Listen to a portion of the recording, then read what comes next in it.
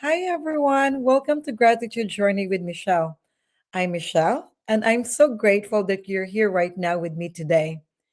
If you joined me in the last episode, Coming Home to Yourself, you may begin noticing something subtle, a feeling, a memory, a truth that you hadn't had word for it yet.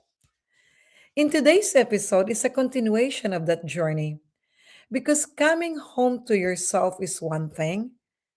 Learning how to stay with yourself is another. After a loss, after a grief, after seasons that ask everything of us, we often learn how to be strong. We learn to keep on moving, how to hold together, how to show up for others. But what we're rarely taught is how to stay present with ourselves once the noise is gone. I noticed that in my own life again and again. After my husband's passing, there were moments when I finally slowed down. However, instead of feeling relief, I felt discomfort because being with myself means feeling everything that I had postponed: the sadness, the loss, the love, the exhaustions, being so tired, the longing. And recently, almost 2 months ago, after my father's passing, I noticed the same pattern trying to return. That instinct to stay busy, be occupied, to manage, to be okay. But this time I pause. Instead of pulling away, I choose to stay, not to analyze or fix what I was feeling, but simply to allow it. Here's what something I learned gently over time. Coming home to yourself is not a single moment, it's a practice. And staying with yourself, especially with all these emotions rising, is an act of self respect. Gratitude doesn't ask us to bypass the pain, it doesn't take away the pain.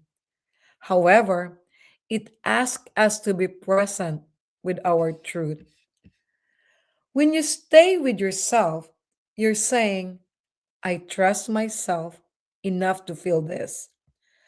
I don't need to rush from one emotion to another. I don't need to rush past this moment. I can hold what is here. That is not weakness, that is courage. Sometimes staying with yourself looks like maybe sitting quietly. Sometimes it looks like tears, crying out loud or crying from the inside. Sometimes it looks like rest, and sometimes it looks like asking for support. All of it belongs. If you're in a space where you can reflect, I invite you into a gentle practice. You may want to close your eyes or soften your gaze and ask yourself, what am I feeling right now that I usually push away? What would it be like if I stay with these feelings for just one more breath and then one more breath? If this feeling had a message for me, what might it be asking for? You don't need to answer it right now.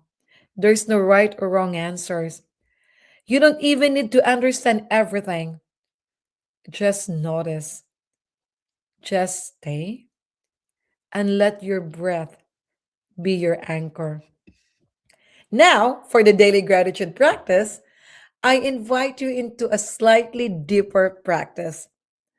Once a day, choose a moment, any moment, to pause and ask yourself, what do I need right now?